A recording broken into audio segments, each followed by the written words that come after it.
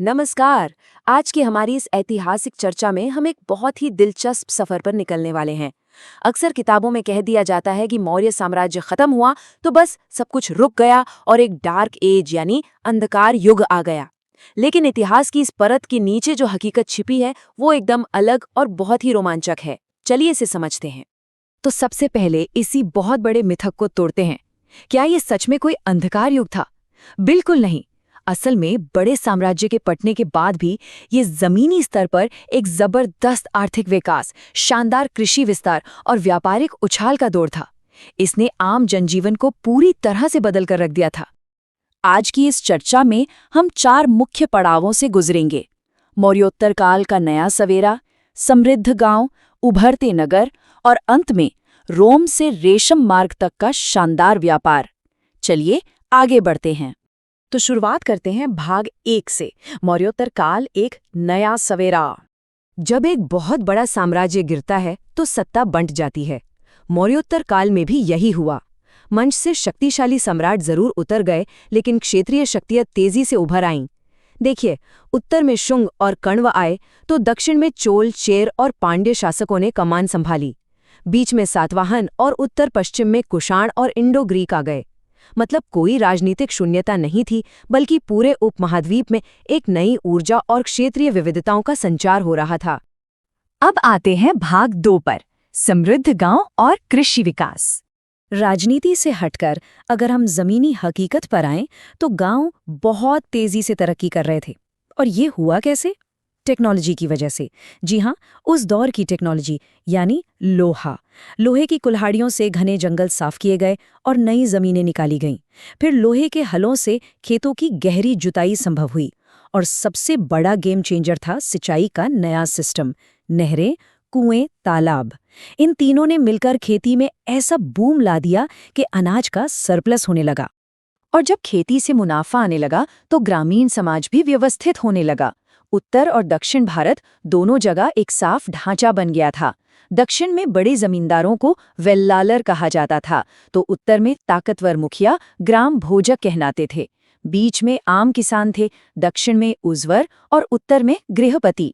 और सबसे नीचे बेचारे भूमिहीन मजदूर या दास, जिन्हें कडेसियार या कर्मकार कहा जाता था।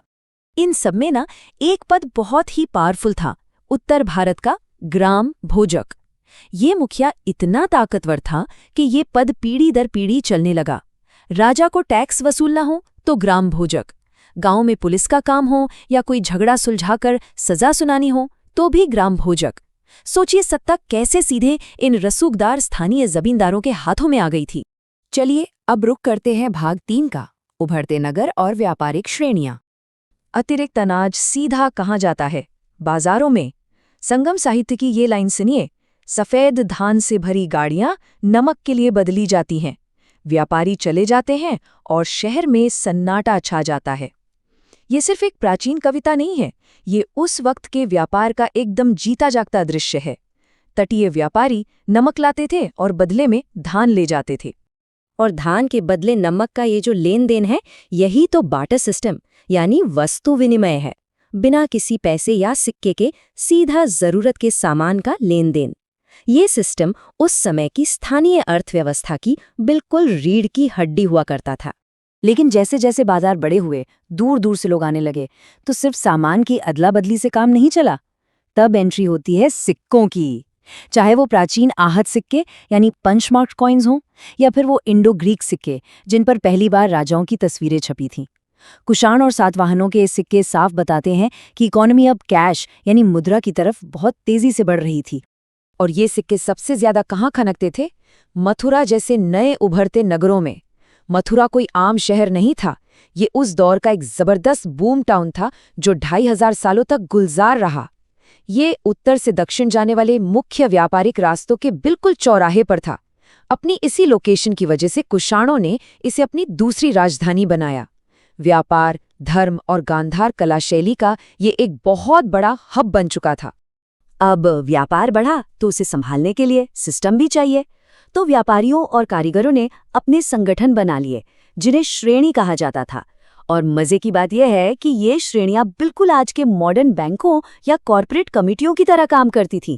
कच्चा माल लाना, ट्रेनिंग देना, तैयार माल बेचना और तो और लोग इनमें अपना पैसा भी जमा कर सकते थे, जिस पर उन्हें बाकायदा मुनाफा मिलता था। है ना कमाल की बात?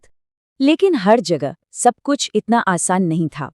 वाराणसी और मदुरै जैसे बड़े टेक्सटाइल सेंटर्स में काम बहुत ही सख्त था। अर्थशास्त्र के नियम बताते हैं कि सूत काटने और बुनने का काम सरकारी अधिकारियों की सख्त निगरानी में होता था। हाँ, विधवाओं और रिटायर्ड दासियों को काम तो मिलता था, लेकिन अनुशासन ऐसा कि अगर काम अधूरा रह गया तो भारी जुर्माना और कभी-कभी तो अंगूठा तक काट लिए जाने जैसी सख्त सजा का भी नियम था।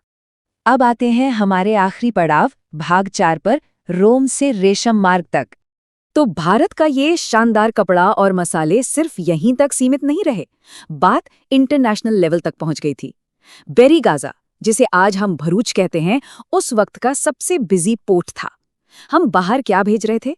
मसाले, हाथी दांत, रेशम, सूती कपड़े और कीमती पत्थर। और बदले में क्या आ रहा था? शराब, तांबा, टिन और ढेर सारे रोमन सोने के सिक्के। मतलब भारत के लग्जरी सामान के बदले विदेशों से खूब सारा सोना भारतीय तटों पर उतर रहा था। और इसका सबसे पक्का सबूत मिला है दक्षिण भारत के अरिकमेडु बंदरगाह पर। यहाँ खुदाई में ईंटों का एक बहुत बड़ा गोदाम मिला है, और तो और भूमध्य सागरीय इलाके के एम्फोरा नाम के खास लंबे जार मिले हैं, जिनमें वाइन और तेल आता था। इटली की मोहर वाले लाल चमकदार एरेटाइन बर्तन भी मिले हैं। ये कोई मनगढ़ंत कहानी नहीं है, बल्कि रोमन दुनिया के साथ हमारे एकदम सीधे व्यापार का सॉलिड प्रूफ है। ये जानकर तो शायद आपको और भी हैरानी होगी कि रोमन लोग भारत की एक चीज के इतने दीवाने थे कि उन्होंने उसका नाम ही काला सोना या ब्लैक गोल्ड रख दिया था। वो चीज थी दक्षिण भारत की काली मिर्च। रोमन व्यापारी इसे खरीदने के लिए जहाजों में भर भर के सोने के सिक्के लाते थे, और इसी ब्लैक गोल्ड ने चोल, चेर और पांड्य राजवंशों की तिजोरियों को छप्पर फाड़ धन से भर दिया था। और इस पूरे ग्लोबल गेम में कुषाणों का रोल बड़ा ही जबरदस्त था। उस वक्त हर कोई मशहूर सिल्क रूट यानी रेशम मार्ग को कंट्रोल करना चाहता था। कुषाणों ने पेशावर और मथुरा से इस रूट के एक बड़े हिस्से पर अपना मजबूत कब्जा जमा लिया। उनका सीधा सा फंडा था, लुटेरों से सुरक्षा की गारंटी हम देंगे, लेकिन बदले में व्यापारियों को भारी टैक्स और महंगे तोहफे देने होंगे।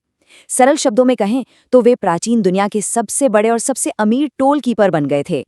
मौर्य साम्राज्य के पतन के बाद की ये पूरी कहानी हमें बताती है कि इंसान, व्यापार और अर्थव्यवस्था कभी रुकते नहीं हैं। वो बस नए रास्ते और नए केंद्र ढूंढ लेते हैं। अब अंत में एक सोचने वाली बात है। आज के दौर में जब आधुनिक देश और वैश्विक शक्तियां इसी प्राचीन सिल्क रूट को फिर से जिंदा करने की कोशिश कर रही हैं, तो सोचिए, आज से हजारों साल बाद जब भविष्य के पुरातत्वविद हमारे इन मॉडर्न बंदरगाहों और व्यापारिक केंद्रों की खुदाई करेंगे तो उन्हें क्या मिलेगा? ये एक ऐसा सवाल है जो इतिहास को सीधे हमारे भविष्य से जोड़ देता है।